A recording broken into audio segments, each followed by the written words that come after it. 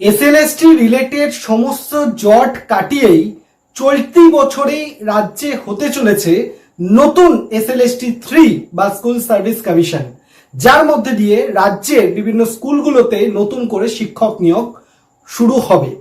এবার এই যে নতুন এসএলএসটি হতে চলেছে তার নিয়মের কিছু পরিবর্তন কিন্তু করা হয়েছে, যেটা অলরেডি আমাদের মুখ্যমন্ত্রী তিনি অলরেডি ঘোষণা করে দিয়েছেন। সেই নিয়মটা কি এবং সেই নিয়মের ফলে আমাদের যারা আগামীতে পরীক্ষা দিতে চলেছে তাদের কতটা হেল্প হবে কি হবে না, বা তারা আদতেও কি উপকৃত হতে চলেছে, সেই বিষয়টা আজকে বলবো। এবং তার সাথে সাথে আমরা আগামী এসএলএসটির জন্য যে কি করে পুরো বিষয় করে ভালো করে প্রিপারেশনটা করতে পারি তার একটা বেসিক গাইডলাইনও কিন্তু তোমাদেরকে আমি দিয়ে দেবো। তাই সবাইকে ওয়েলকাম জানাই আমার ইউটিউব চ্যানেল সৌভিক পাল ইউটিউব চ্যানেলে। আমি তোমাদের সৌভিক স্যার। তুমি যদি এসএলএসটির প্রিপারেশন করে থাকো বা স্টেট এসএলএসটি রিলেটেড যে কোনো আপডেট পেতে চাও তাহলে অবশ্যই চ্যানেলটাকে সাবস্ক্রাইব করে বেল আইকন প্রেস করবে, এবং তার সাথে সাথে আমাদের যে হোয়াটসঅ্যাপ চ্যানেল বা টেলিগ্রাম চ্যানেল রয়েছে তার লিঙ্ক ডেসক্রিপশন বক্সে আছে, অবশ্যই সেখানে গিয়ে জয়েন করে যাবে। এবং তুমি যদি এসএলএসটিতে জিওগ্রাফি সাবজেক্ট নিয়ে প্রিপারেশন করছো তাহলে স্ক্রিনে দেওয়া নাম্বারে এসএলএসটি জিওগ্রাফি লিখে হোয়াটসঅ্যাপ করবে, আমি আমাদের ডেডিকেটেড হোয়াটসঅ্যাপ গ্রুপে জয়েন করে দেবো। সেখানে থাকলে তুমি জানতে পারবে কখন থেকে ক্লাস হচ্ছে, কি হচ্ছে, বিভিন্ন ধরনের আপডেটগুলো টাইম টু টাইম তোমার কাছে পৌঁছে যাবে।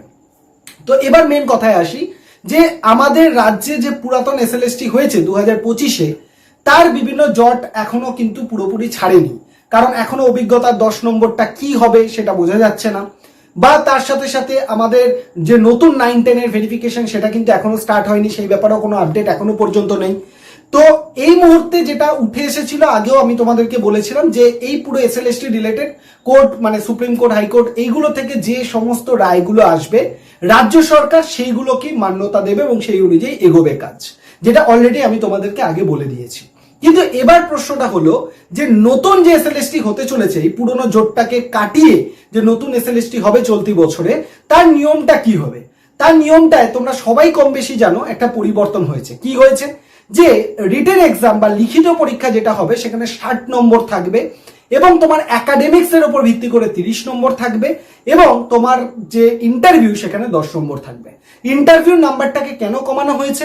ইন্টারভিউ নাম্বারটাকে কমানো হয়েছে কারণ দুর্নীতি মুক্ত রিক্রুটমেন্ট বা নিয়োগ করার জন্য আমাদের মাননীয় মুখ্যমন্ত্রী তিনি রিক্রুটমেন্টের ক্ষেত্রে যে আমাদের ইন্টারভিউ নাম্বার সেটাকে কিন্তু অনেকটা কমিয়ে দিয়েছে। 10 নম্বর অনলি আমাদের ইন্টারভিউতে থাকবে, লিখিত পরীক্ষা 60 নম্বর থাকবে। এবার মেন প্রশ্ন যেটা একাডেমিক্স এর 30 নম্বর, এই একাডেমিক্স এর 30 নম্বর আদেও কি মানে আমাদের জন্য ভালো হলো নাকি খারাপ হলো, যারা নতুন পরীক্ষায় বসতে যাবে তাদের জন্য কতটা খারাপ হলো। তো এক্ষেত্রে বিষয়টাকে যদি আমরা একটু দেখি যে এই একাডেমিক্স এর 30 নম্বর যদি এইভাবে ডিস্ট্রিবিউট হয় যে বর্তমানের সময়ের পরিস্থিতিতে যদি আমরা দেখি যারা বর্তমানে খুব কম মানে কিছুদিন আগে পাশ করেছে বা কয়েক বছর আগে পাশ করেছে তাদের কিন্তু যে স্কোর সেটা অটোমেটিক্যালি গ্র্যাজুয়েশন বলো বা উচ্চ মাধ্যমিক মাধ্যমিক অনেকটাই বেশি অ্যাজ কম্পেয়ার টু আগে যারা পরীক্ষা দিয়েছে বা আগে যারা পড়াশোনা করেছে। তো সেক্ষেত্রে তাদের যে স্কোর সেই স্কোরের সাথে বর্তমানে যারা পরীক্ষা দিচ্ছে মাধ্যমিক উচ্চ মাধ্যমিক গ্র্যাজুয়েশন তাদের নম্বরের মধ্যে কিন্তু একটা বিস্তর পার্থক্য রয়েছে। তাই একাডেমিক্স এর যে 30 নম্বর যেটা মাধ্যমিক উচ্চ মাধ্যমিক গ্র্যাজুয়েশন এগুলোর উপর বেস করে যে দেওয়া হবে, সেক্ষেত্রে যারা নতুন এখন পাস করছে এবং যারা আগে পাস করেছে তাদেরকে যদি একই মাপকাঠিতে ফেলে বিচার করা হয় তাহলে কিন্তু সেটা ঠিক হবে না, কারণ এখন যারা পরীক্ষা দিচ্ছে তাদের স্কোর অনেকটাই বেশি হয়, আগে যারা পরীক্ষা দিয়েছে তাদের স্কোর কিন্তু অনেকটাই কম হতো। তাই এক্ষেত্রে যদি একই মাপকাঠিতে দুজন শ্রেণীর লোকজনকে বা স্টুডেন্টকে মাপা হয় তাহলে কিন্তু যারা নতুন তারা অনেকটা এগিয়ে যাবে, পুরোনোরা পিছিয়ে যাবে। তাই সেক্ষেত্রে আমার মনে হয় যে আমাদের যে বর্তমান সরকার সেই সরকারের ওপর পুরোপুরি আস্থা রাখা উচিত, কারণ তারা যখন বলেছে দুর্নীতি মুক্ত নিয়োগ করবে তাহলে তারা কিছু ভেবেই বলেছে। এবং এক্ষেত্রে একটা পথ কিন্তু অবশ্যই আছে। কি আছে?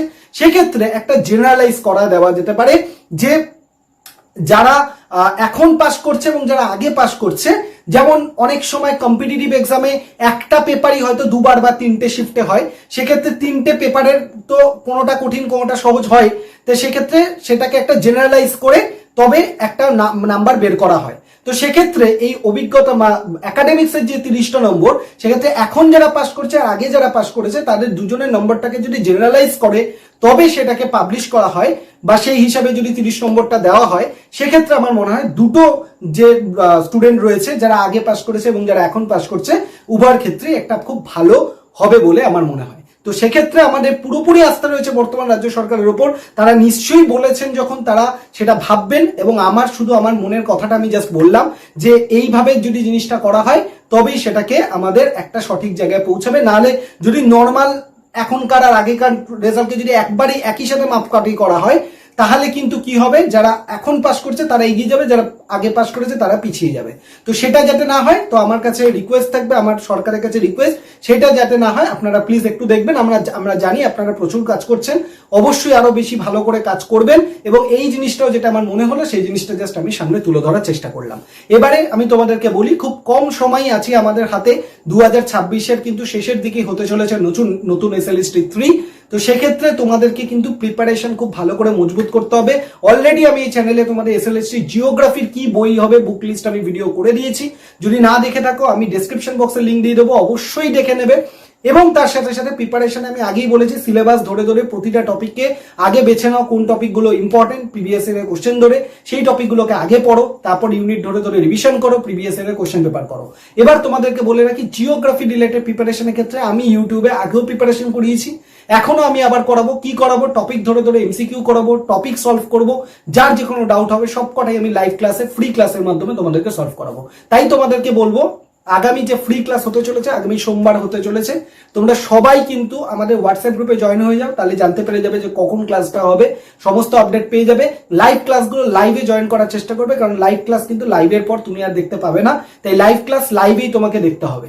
তাই অবশ্যই করে লাইভ ক্লাস যখন হবে সেই টাইমটা গ্রুপে, হোয়াটসঅ্যাপ গ্রুপে জয়েন করে জেনে নাও, এবং তার সাথে সাথে আমাদের সাথে কানেক্টেড থাকো। এই চ্যানেলটাকে সাবস্ক্রাইব করে বেল আইকন প্রেস করো। আমরা শুরু করে দেবো প্রস্তুতি, যাতে নতুন এসএলএসটি যেটা আসতে চলেছে সেখানে যাতে আমাদেরকে আর কেউ হারাতে না পারে, আমাদের যে স্বপ্ন টিচার হওয়ার সেই স্বপ্ন যাতে আমাদের পূরণ হয়ে যায়। তো সবাই অবশ্যই ভিডিও কমেন্ট সেকশনে জানাবে এই ইনফরমেশনটা তোমাদের কাছে অবশ্যই কতটা হেল্পফুল ছিল, এবং এই ভিডিওটা শেয়ার করে দেবে তোমাদের সমস্ত বন্ধু বান্ধবদের সাথে, যাতে এই প্রবলেমটা অ্যাকচুয়ালি যাদের কাছে পৌঁছানো দরকার তাদের কাছে পৌঁছায়, এবং তারা অবশ্যই এটা যাতে একটু ভালোভাবে বিবেচনা করেন। তো সবাই খুব ভালো থাকো, সুস্থ থাকো, চ্যানেলের সাথে কানেক্টেড থাকো, এবং যে কোনো দরকারে অবশ্যই কমেন্ট সেকশনে জানাবে, আমি উত্তর দিয়ে দেবো। থ্যাংক ইউ সবাইকে।